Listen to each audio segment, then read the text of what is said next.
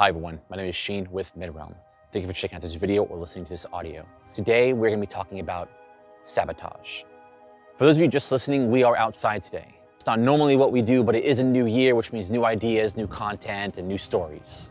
Today we'll be talking about the SOE, the OSS, and tactics of sabotage. Like say someone driving back home from the holidays on New Year's Day and their car breaks down.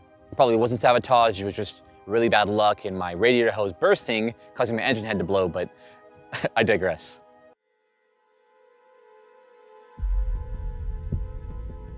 Operations Executive, or the SOE, was a secret organization formed in July of 1940 under the Minister of Economic Warfare, which at that time was Hugh Dalton. He would later be removed from the position for supposedly using the organization to wiretap fellow ministers. Being a secret organization, it had many names, like the Baker Street Regulars and Churchill's Secret Army. It operated all over Europe, conducting espionage, sabotage, and reconnaissance, and it also aided local resistance movements against the Axis powers.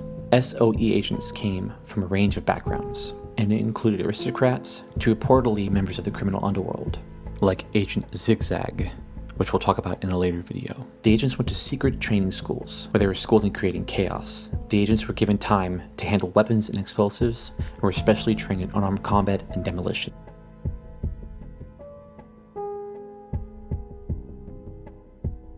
The Office of Strategic Services, or the OSS, was the American counterpart to and based on the SOE, as well as the British SIS, or Secret Intelligence Service. It was officially established as the OSS under presidential military order by order of President Roosevelt, with William J. Donovan as the head of the organization. It was formed to conduct espionage behind enemy lines for the U.S. Armed Forces, as well as collect and analyze strategic information. The OSS would later dissolve and its tasks effectively carried over to the Bureau of Intelligence and Research, as well as none other than the CIA.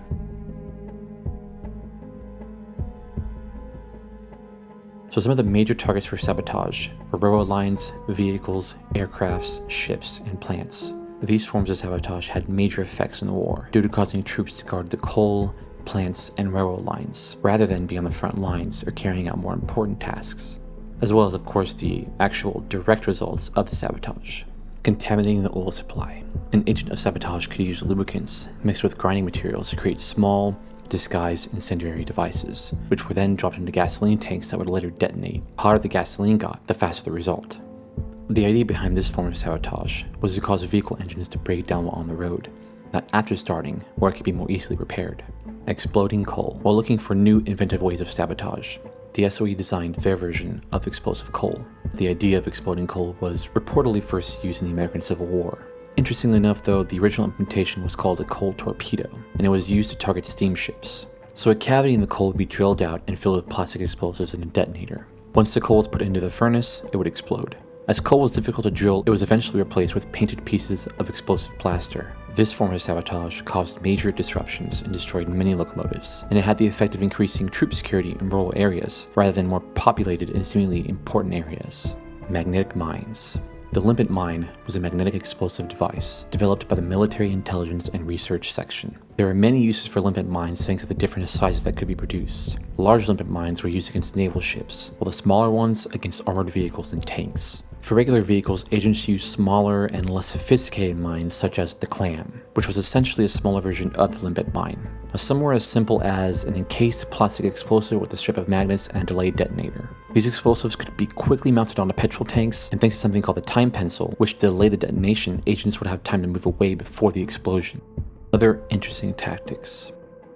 Other more interesting tactics used by the Allied forces included things like disguising landmines as cow poop. They also used medieval tactics such as caltrops to burst tires on the vehicles and powerful crossbows to shoot incendiary bolts. The SOE also had designed some bomb-like devices, which included concealed guns and tobacco pipes and exploding pens. It's tested for 100. Thank you all so much for watching and listening. If you want to support us, you can do so on Patreon. You'll get special access to our Discord server, as well as new merch we have coming out. Vote on new content you'd like to see in the future. And you get to support everything that Midrealm does. There was a lot more that happened during World War II, of course, and a whole lot more that deals with sabotage. If you want more information, you should definitely check out YouTube channels Timeline, The Armorer's Bench, and definitely check out my personal favorite, Mark Felton Productions. You can also subscribe to Scribd, which is what I use to get material, read, and find sources. Not sponsored by them in any way, it's just what I use. Thank you all so much for watching. My name is Sheen, and this has been Midrealm. I'll see you next time.